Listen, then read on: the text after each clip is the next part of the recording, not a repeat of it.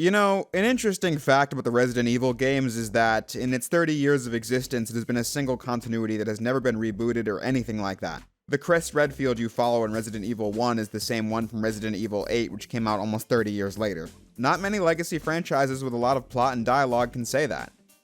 In many cases, keeping the story fresh and the characters young is something that often requires a reboot, when we've seen the cast of the RE games age over the decades. Originally, I wanted to do a large Resident Evil timeline video, but those are difficult to make, so I opted not to. Instead, I wanted to talk about my observations related to the lore of RE. All this being kicked off by something I noticed about the new RE9 and thought it was a nerdy nitpick best saved for a nerdy nitpick video, instead of being something I would go into during a review, where what matters most is the game itself, in a big picture sort of way. The thing I'm talking about is what the marketing for Resident Evil Requiem revolved around. How Leon is back and he's going to have to return to Raccoon City and relive the nightmare that started his involvement in the fight against Bioterror in RE2, by going back to the RPD. But that premise only got me to think of one thing. Return to Raccoon City? Return to the RPD? Isn't it, like, destroyed? I mean, Resident Evil 3 ended with the bomb scene where they paid homage to that nuke scene in Terminator 2 by showing Raccoon City blow up in extreme detail.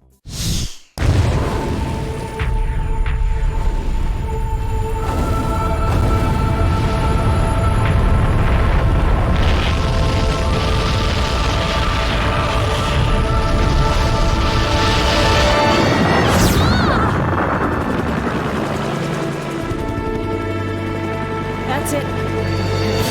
Umbrella's going down.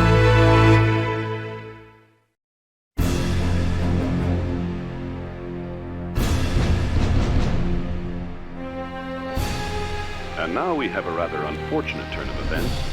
It seems that the President and the Federal Council have passed judgment over the civilians of Raccoon City. The President and Federal Council have ruled that the Bacillus Terminate operation is the best course of action for this extreme situation, and have since executed. Based on that fact, Raccoon City has been literally wiped off the map. Current reports have the death toll surpassing the 100,000 mark. Our hearts go out to those poor civilians of Raccoon City. Looking at it again makes it crystal clear. That city literally does not exist anymore, and then the opening scene of the animated movie Resident Evil Degeneration also confirms that. Can you see that area behind me beneath the red tinted sky? That is what's left of Raccoon City after the military fired a missile at it. If this is indeed the case, then there's little hope of finding any survivors among the city's 100,000 inhabitants. So while playing RE9, I'm not going to dismiss the plot because of this inconsistency. As I said in the last video, I thought the plot was pretty good for the most part. I'm instead going to use this video as a chance to go over various things about the lore of RE that don't add up. But keep this fact with the ending of RE3 and the premise of RE9 in your brain, as I'm going to circle back to it later and argue that it may very well be possible that the Resident Evil series currently exists in two different timelines, even though that was never the intention of the people who made it. But like I said, I'm going to run through the series and point out various nerdy things a hardcore fan would notice and then circle back to RE9. But before I even think about it, the greatest continuity conundrum in the Resident Evil series is actually that it's established in RE4 that Leon doesn't smoke. But poor Chris, here in RE8, we can see that he does. I thought it was important to help Chris curb this bad habit, so I decided to partner up with Fume to be the sponsor of today's video. Fume is a flavored air device designed to help people quit vaping and smoking by breaking the hand-to-mouth pattern. It's functional and fashionable. No nicotine or vapor in sight, just a weighted, twisty, fidget-friendly tool that gives your hands something better to reach for when cravings show up. Now, I've never been a smoker myself, but I can speak from experience on the fact that habit is one of the hardest things to break, and a tool to aid in breaking the cycle is very useful, which is something Fume would be great for if smoking is your vice of choice. I got the crisp mint flavor and thought it was really good. If you're ready to break the habit, now's a great time to try Fume. Right now, when you grab a Journey Pack, you get a free Fume Topper, which is a soft and chewable mouthpiece, just for using my code JREVIEWS. Grab this offer while it's available. So head to tryfume.com, and that's tryfum.com, and use code JREVIEWS to get your free Fume Topper with your Journey Pack. Now, hopefully, Chris can kick those bad habits to the curb. Thanks again to Fume for sponsoring the video. Now, back to regularly scheduled programming. Did you ever notice that Resident Evil 1 doesn't really have a canon story? When it was a standalone game, it didn't really matter. You played as either Chris or Jill and experienced the story as them. In Chris's story, he teams up with Rebecca Chambers from the Star's Bravo team to escape the deadly mansion and rescues Jill from a cell in the lab, and at the end, the three escape on the chopper. In Jill's story, she and Barry Burton work together and rescue Chris from the lab at the end and then escape. Hope Rebecca found a way out before getting caught in the blast. But then, in Resident Evil 2, we're told that Chris, Jill, Rebecca, and Barry all escaped the mansion together and tried to get the chief of police to investigate whatever Umbrella was up to under that mansion. But the explosion removed all the evidence. It's pretty easy to use your imagination and think up a way where all four characters get through the mansion at the end. However, that does mean when playing RE1, there is no definitive canon version of the mansion incident. What we know is that the Star's Alpha team showed up to investigate, Wesker was a traitor working for Umbrella, and the whole incident was a test for the combat prowess of the Tyrant, and they all escaped and it blew up. I'm gonna say it was probably Chris who fought the Tyrant in the lab, or maybe it was both Chris and Jill working together, I don't know. Either way, I assume Chris was there, given the fact that Chris and Wesker have such animosity towards each other in Code Veronica and RE5. By contrast, Resident Evil 2 does have a solid canon version of the plot, despite having two different setups. If you play as Leon or Claire first, that determines which one of them gets to the RPD first, and then the entire story plays out differently because of that. In the game itself, it doesn't really matter which one you do. Either way, the premise is that the T-virus from the mansion has leaked into the city, causing a zombie apocalypse. But then, the series made it clear through future entries that the canon version of the story is the Claire A, Leon B version, where she gets to the station first, and then Leon gets in through the side. In the game itself, I think this version of events is more narratively satisfying. Like how Ada seemingly dies and Leon is distraught, but then when Leon is fighting the Tyrant, she drops the rocket launcher in the room, giving Leon the belief that Ada might be alive, semi-explaining why he's not surprised when they run into each other in RE4. If you were doing Leon A, Claire B, she's the one who Ada gives the rocket launcher to, when Claire and Ada never met in the story. I also think it's more narratively satisfying in Claire A because in this version of the story, the main monster, Dr. Birkin, is trying to infect Sherry with the G-virus, and Claire tries to protect her and needs to synthesize the vaccine for it in the lab. It creates a tense climax with real emotional stakes. In the Claire B version, Sherry never gets infected at all, removing this from the plot entirely. Anyway, Resident Evil 6 makes Claire A, Leon B definitively canon because in it, Sherry's much older and has healing factor, and she explains to Jake that it was because of the G-virus infection and how Leon and Claire saved her and got her the vaccine, that she now has certain abilities as a result of it.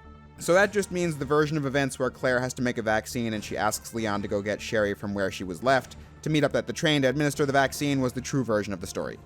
Resident Evil 3 also has multiple ending variations, but it doesn't matter as much which one you end up seeing in the game, because all of them feature the president deciding to blow up Raccoon City to stop the T-virus from leaking into the rest of the country. And then the series was so big at that point that there was a bunch of spin-offs in development. Resident Evil Gaiden for the Game Boy Color was the first definitively non-canon entry in the series because Leon is a member of an anti-Umbrella group post-RE2, and in the end he possibly dies and is replaced by a BOW shapeshifter. That's not canon because as early as the RE3 epilogue, Leon is being recruited by the US government and is definitely still his original self in RE4 and onward, not a BOW clone, so this game is not relevant to the series story at all. But then we got games like Resident Evil Survivor, which are canon, but mostly because of how nothing in the story is contradicted by anything else. It's a side game starring a new character sent to an island by Leon and needs to fight his way through a bunch of BOWs, but has very little bearing on the series story. But then, like I said, it gets to be canon because there's nothing to say that it isn't. And then more side games we made that were definitely canon, like the RE Outbreak games on PS2, which took place during the Raccoon City destruction arc from RE2 and 3. At first, these games were canon for much the same reason as RE Survivor, but then the main character of RE9, Grace Ashcroft, is the daughter of Alyssa Ashcroft, a reporter from RE Outbreak who escaped the city before it blew up. She returns much older in RE9, making the Outbreak games now kind of a core part of the story. In the early 2000s, gaming technology evolved so much that relatively recent games like Resident Evil 1 could be reimagined from the ground up and feel totally different. But I also feel like RE1's remake was made early enough in the series that it more or less replaces the original game in the canon. It helps that Remake, as it's called, was directed by Shinji Mikami, who directed the PS1 original, so the remake is much more like how he'd want the game to be if they had the technology and experience in 1996 that they had in 2002. Nothing from the original story isn't in Remake, which will be relevant when we get to the newer ones. So therefore, the remake of RE1 can neatly slide itself into the canon of the series, in place of the extremely campy and incredibly unserious original game. If any of the RE remakes could replace the original version in the story, it would be this one. However, I still think RE1 is worth experiencing as a piece of gaming history on its own. It has enough of its own gameplay content that makes it different from the remake, which would give you a better appreciation of the remake when you see sections that sucked in the original that got improved, like the shark sequence in the guardhouse. But anyway, as far as the mansion incident is concerned, this was a pretty definitive telling over the original. Though it still doesn't come with an ending where all 4 characters escape at once, and it also removed the iconic Jill sandwiched line. You were almost a Jill sandwich. You're right. But I only bring that up because that's referenced in RE Revelations 2. Yeah, I was almost a Claire sandwich. Barry, tell everyone that story. But you can chalk that up to simply being a mythology gag, not proof of the original game being canon over the remake. Then, things the remake added to the story, like Lisa Trevor, the experimented-on daughter of the man who built the mansion, appears in other canon material, which would suggest that RE1 is replaced by the remake in the story. Remake also got a prequel game called RE0, which sucks if you ask me, but the story gave more background info on Rebecca and Umbrella and the connection between Wesker and Birkin. I think it's pretty skippable from a story perspective though. I didn't think anything in Zero felt like the saga needed it, and it was also odd given how it shows Rebecca fighting monsters with an abundance of weapons just hours before appearing in RE1 where she teams up with Chris and mentions absolutely none of that. The RE series lore got really complicated with the release of RE4. When this game was being made, it was decided that zombies and Umbrella were getting old, so they just scrapped those from the start of the game. In Leon's opening narration, it's established that Umbrella went out of business because their stock plummeted after the whole, deadly zombie virus leaking into a city that got blown up thing. They don't teach that at business school, but that specific kind of PR hit will sink a company fast. That's not to say it doesn't make any sense, but that was always a huge anti-climax given how many of the previous games ended on the note of needing to take out Umbrella, like RE2, 3, and Code Veronica back to back to back.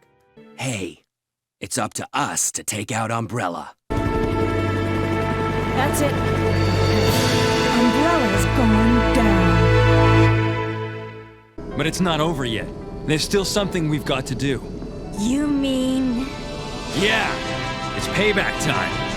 We've got to destroy Umbrella. Now, let's finish this once and for all. Soon its stock prices crashed, and for all intents and purposes, Umbrella was finished. From there, RE4 was a very self-contained story starring the now elite government agent Leon that is on a mission to rescue the president's daughter from a cult. RE4 was far less about the ongoing story and more about a cool setup for an action game where they overhaul the series' gameplay. It is still undeniably a follow-up, just a very self-contained one, which will be relevant later. The game introduces parasitic enemies infected by Las Plagas to replace zombies, which becomes a central part of conflict in RE5 and the movie Resident Evil Vendetta. But like I said, that opening monologue changed the entire status quo of the series in just a few sentences. So we got a whole game that filled in the blanks. Resident Evil: The Umbrella Chronicles was an on-rails shooter game which retold the events of RE0, Remake, and RE3. It's funny how Umbrella Chronicles does give us a version of the mansion incident where Chris and Jill are teamed up for the entire mission. Honestly, because of that, you could make the case that this is the most canon version of RE1's story, since the mansion incident is the inciting moment for both Chris and Jill, but as presented in the original game and its remake, they couldn't both have done it. But then, they still didn't take this chance to make the version where all 4 characters escape at the end, but... The first new story segment of Umbrella Chronicles was the mission where you played as Wesker escaping the mansion and killing Lisa Trevor before the manor blew up, connecting the dots between his death in RE1 and his superpowered return in Code Veronica. The last level of Umbrella Chronicles was the Fall of Umbrella, where the company put everything it had into one last monster project that Chris and Jill arrived to shut down and destroy, which was the final nail that led to the company's demise that was spoken of in RE4, giving a slightly more climactic end for Umbrella than nothing at all. Umbrella Chronicles got a sequel called The Dark Side Chronicles, which featured retellings of Resident Evil 2, Code Veronica, and a new section called Operation Javier. RE4 also just dropped in this character called Jack Krauser, who was Leon's mentor when he became a government agent, but he had never appeared before, so the drama felt a little forced. But Operation Javier showed them on a mission together to give the two a little bit more backstory. The retelling of RE2 also put Leon and Claire together for most of the mission while still having all the plot beats like Leon's connection to Ada and Claire with Sherry, while making Leon even more connected to Sherry than he was in the original game though. Again, arguably making this version feel more canon than the original. I'm not saying that it is, just that it makes the character relationships feel more fleshed out. Dark Side Chronicles giving us this scene where Leon is given an ultimatum by the government. He'll either work for them or they'll experiment on Sherry to test her G-virus antibodies. So Leon takes the job, showing the transition from him in RE2 to RE4. In the next several years of the series, we get the animated movies giving us more adventures with Leon and Claire and Chris and the gang. Basically all of them focus on Leon though, Jill and Claire also getting the Revelations games to give us more screen time with them. But in a way, RE5 and 6 kind of feel like the climax of the series. Umbrella was dead as of RE4, and then RE5 comes out and shows us what the end of Umbrella has meant for the fight against bioterror, as more viruses and other BOWs are still going to be made, with or without Umbrella. I should have seen it coming. It didn't take long after the fall of the Umbrella Corporation for their bioweapons to end up in the hands of terrorists. A new era of bioterrorism descended upon vulnerable countries, shifting the balance of power throughout the region. RE5 gives you more backstory on Umbrella and then wraps up with a Chris versus Wesker plot that was ongoing since the first game. Credit to the Resident Evil series, RE5 is almost 20 years old, and Wesker has stayed dead ever since then, despite being a super iconic character. And side note, I wrote most of this before RE9 came out, and when Xeno showed up and had like Wesker-esque powers, I was like, Wesker? He's still alive? But it's like a clone or something, I don't know. Anyway, by RE6, the franchise had so many characters and plot lines that it reached critical mass. The game had 4 stories and 7 main characters you play as. More drama between Leon and Ada, giving Chris an alcoholic arc, Sherry's now a government agent, Jake is the powerful son of Wesker who's got an axe to grind with Chris for killing his father. Lots and lots and lots of drama. But you can respect RE6 because it clearly wants to be a big epic game with lots of fan service concepts, like giving us a fight scene between Leon and Chris. But it felt very trope heavy, contrived, and ultimately predictable. Like the part where Chris says he wants to pass the torch to Piers at the end of his story. In that exact moment, I was like, oh okay, Piers is a dead man walking. And what do you know? He dies not long after. And it had so many plot threads that doesn't even have a cohesive ending either. Like Chris is chasing after Ada in this game, but he was chasing after a fake Ada, and when she dies, he tells Leon about it, only for Leon to rescue the real one mid-fight not long after that. And then you never find out if Chris even knows the truth about this or not. The point is, by RE6, you could tell that despite what I feel were good intentions with the story and characters, the franchise reached this boiling point where it was too complicated and had too many interwoven conspiracies and conflicting character motivations and action scenes and all that crap. Capcom agreed, because 5 years later, Resident Evil 7 came out and it was nothing like anything that came before. It returned the gameplay to the simple survival horror like the early games, but from this first-person perspective the games had never done before. But the plot is the biggest thing to notice here. RE7's tone is much different than the rest of the series. The first RE had a kind of an Evil Dead vibe, and then it kind of felt like The Shining with the setting and atmosphere, but the series became much more of an action movie with each entry, especially once RE4 came out. RE7 goes for a much scarier, more personal vibe to the horror, which complements the gameplay perspective. I'm not trying to say RE7 is grimdark or anything. I mean, Jack Baker and all the other boss characters are quite insane in this game, but the game does not focus on an elite agent. You're just a dude trapped in a psycho monster house in the middle of Louisiana looking for your lost wife who is presumed dead. Playing as a guy who has no backstory or anything and no combat training makes the game scarier for sure, but I also think the entire game, in hindsight, feels very much like a soft reboot. You know, one of those sequels that doesn't really require any past knowledge to get into. You won't even really know if RE7 is a sequel or not until Chris Redfield shows up at the end. Just disregard the fact that he looks nothing like any previous version of Chris, it's the same guy. RE7 is in the same universe as all the previous games, it just takes place a few years after RE6 and now the threat is mold monsters. RE1 through 6 are canon to the world of RE7, however, as I said, the tone feels so different from those games because the characters take themselves so much more seriously that RE7 kind of feels like a dividing line in the series. New tone, new characters, new threats, etc. RE8 does give us more Umbrella backstory by the end, but it still more or less is a sequel to RE7 only, and its DLC episode takes place in the future and resolves the winter storyline that RE7 and 8 were about. But to circle back to the point at the beginning of the video where I said I feel like the series now has 2 timelines, that's because of the recent remakes. Not simply because these games follow the more simple tone of RE7, but because of the way they're written, they can't be canon at the same time as the original games. As stated, the original remake didn't leave any gameplay or story on the cutting room floor. The plot of RE2 Remake hits pretty much all the major beats it needed to, and some moments and characters feeling enhanced in dramatic weight, but others felt very undercooked. For example, Leon and Claire never speak to each other between the opening and the ending, when they were working together throughout the original story via radio. So then, it feels like a weird continuity error when Sherry talks about Leon and Claire saving her in RE2, when in the remake, Leon doesn't even meet Sherry until the danger is basically almost over. That's more of a subjective point, but I think the story loses something by arranging it like that. It's a fundamental detail that makes it feel totally different. Leon also has no idea Ada survived by the end of the game. She still drops him the rocket launcher, but not from an angle where he'd be able to see her or hear her. So then the remake of RE4 makes it a reveal to Leon that she's still alive. I still think this is a perfectly good enough retelling of the original RE2, but has enough differences to where I can't say it's the same story exactly. I don't think you can slide this game to the canon like you could the remake of RE1, But then, the RE3 remake, it really is RE3 in name only. It features Jill and Carlos fighting Nemesis in Raccoon City before it gets blown up, and there's a part where Jill gets infected, and there's a villain named Nikolai, but it's a totally different sequence of events with character motivations and personalities that don't feel like the original game much at all. I don't mind it in a vacuum. I thought the story of the RE3 remake was pretty good, but this game just didn't care that much about being a great remake of the original game, and that's pretty unfortunate. Capcom basically sees all the remakes as replacements for the originals, when, like I said, the plots feel so different in the newer versions, I don't really think they can easily be that, especially on a gameplay front like RE3. At least 2 and 4 felt like they were getting the idea of the original game across. RE3's remake is just reused assets and set pieces with almost none of the qualities and levels that made RE3 what it was. But despite being the most faithful gameplay remake of the three, it's actually RE4 remake which makes the most narrative changes.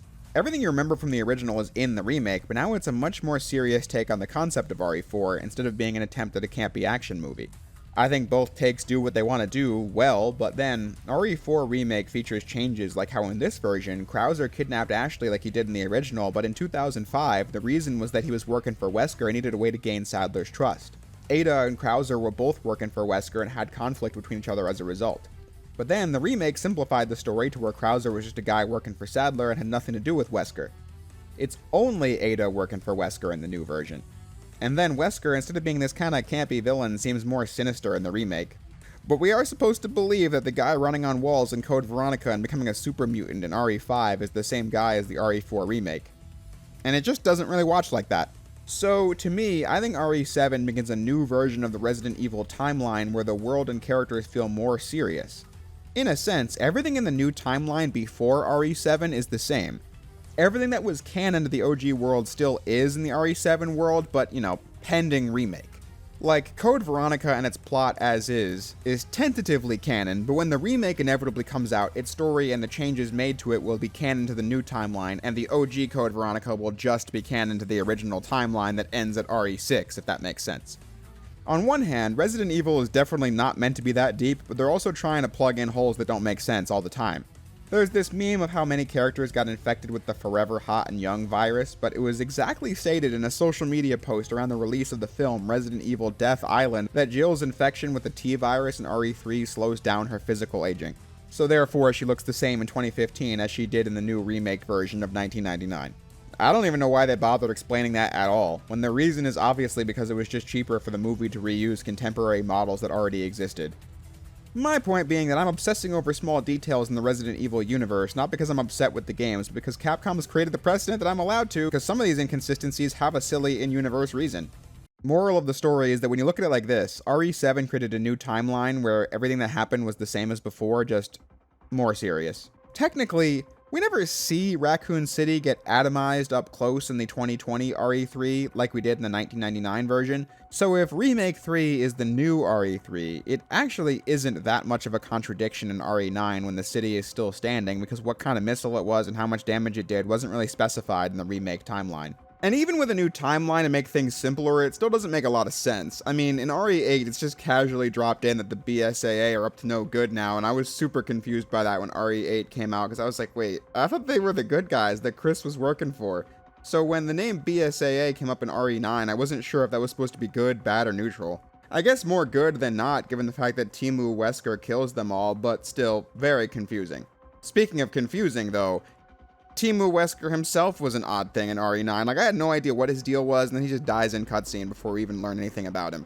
I said in my RE9 review that I thought the connections being the villains ruling over everything felt really contrived, given how it tries to tie everything from the series together, from the Raccoon City missile having a hidden purpose we didn't know, to them causing the president's death in RE6. But then I was told that it was explained in the RE7 DLC where you play as Chris that the connections was who Lucas Baker was working with all along, and I'm like, hot damn, there's just so many things, it just becomes word salad at a certain point. And then the order of the games they're making confuses it as well, as we're evidently getting the Code Veronica remake next, and then later an RE1 remake, which takes place before CV, obviously. We already got the RE3 remake, which is a sequel to the RE1 remake that has yet to be made as well. It's just kind of a mess, and I'm pretty positive that there are now just two timelines of RE. In RE9, my point is really confirmed because Leon goes back to the RPD and gets flashbacks to the events of the RE2 remake, which, as I said, couldn't coexist with the original. The RPD is the one from the remake as well. I don't think Capcom gives that much of a shit, but just to keep highlighting tiny things that don't really add up. In the remake timeline, clearly Leon A, Claire B is the canon version of RE2 because Leon has memories of Marvin that haunt him in RE4 Remake and 9, which only happens in Leon A. That doesn't change too much though, because the B scenario in the remake was lame as shit anyway, so Sherry gets infected in both versions. Although speaking of Sherry, you might be thinking, doesn't Sherry's appearance in RE9 follow up from RE6 with the same actress and everything? And good question. RE6, like I said, is still canon, pending remake. The RE6 remake will be sure to rewrite things to make them the most sense for this version of the story. But again, I'm not here to say these stories are horrible garbage. I'm only making a video like this because I like the series so much and have a lot to say about it. But the ongoing saga just doesn't make any sense no matter how much I enjoy following it. But it is all nerdy nitpicks. RE9 is still probably going to be my game of the year because it was awesome and everyone should go play it if you haven't already. Though I don't know why you'd be watching this video if you hadn't, so go figure that out, man. In the meantime, that's about all the time we got for today. So I'll close by saying the same thing I always do. If you made it this far into the video, I thank you for watching and I'll see you next time. Also, thanks again to Fume for sponsoring this video. With that said, you've seen everything. Go outside and buy RE9.